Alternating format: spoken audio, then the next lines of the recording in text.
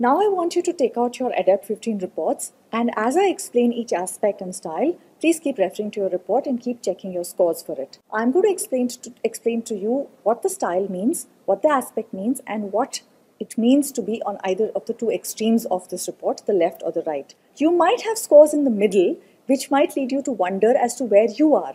Well, if the scores are in the middle, all it means is that you have learned to modify your behavior according to the circumstances and the situation. However, if you look closely, you would identify more with either the left or the right extreme of the same style. So the task style looks at how you approach your duties, your responsibilities, and your work. It has two aspects in it, drive and structure. Now let us understand the aspect of drive under task styles.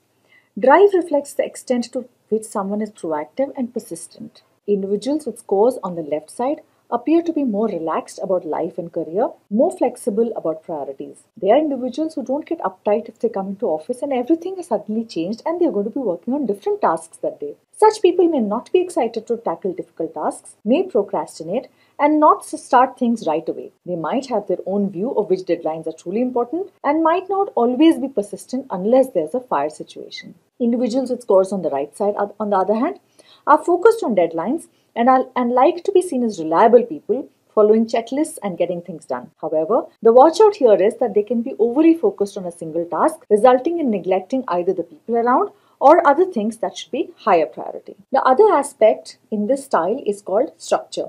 This reflects the extent to which someone is planned, detail-oriented, and rule-conscious. Let's understand this better by looking at extreme scores. Individuals with scores on the left side are big-picture thinkers. They're innovative and spontaneous. They are uninhibited. They don't mind ambiguity and are generally more creative. Such people may view rules as optional, may overlook details, or sometimes just not see the point. The people on the right side, on the other hand, are planful rule followers who like to follow project plans and prefer to erase all chaos from the workplace. But sometimes they can be too stuck by rules, miss the gray areas, and may not be able to handle ambiguity well. Sometimes they can be perceived as inflexible too. It's important to note here that both drive and structure cause friction within teams. Just imagine, if your manager is low on structure, but you are high on it, you would be looking for more instructions, specific goals, how-tos, etc. But it's not in your manager's nature to provide this. I'm sure you remember teams where you have worked, where such differences cropped up, where some members needed more planning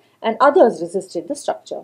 Hence, it's important to know how you are on the scale and how you may affect your co-workers. The adaptation style has three aspects in it. These are conceptual, flexibility, and mastery. Now, these three things together determine how you adapt to different situations and how open you are to learning new things. Conceptual reflects the extent to which someone has a bent towards being conceptual and intellectually curious. The two extremes for this are being practical versus being abstract. Individuals on the left side are very practical and don't like to fix what's not broken.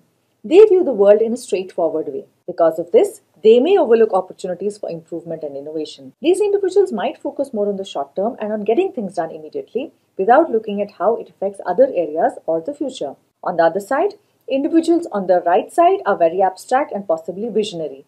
They have more varied intellectual pursuits and like to understand underlying reasons about why things happen. However, the flip side is that they may be totally impractical and come up with ideas that just can't be completed, or they may just not care about deadlines. Flexibility reflects the extent to which someone is flexible, adaptable, and open-minded. Individuals on the left side are predictable and satisfied with what they know. They tend to prefer the existing approach. However, these individuals might resist change. They may not like trying out new things or are less likely to support an unproven method unless they're completely convinced that change is worth the risk. The other side are people who are open to trying new things and having new experiences. They can handle changing priorities and don't need the predictability of repeatable tasks or experiences. But what is the flip side? The flip side is that these individuals may get easily bored, not pay attention for too long, and may become disruptive when bored. Mastery reflects the extent to which someone is oriented to learning and focuses on improvement.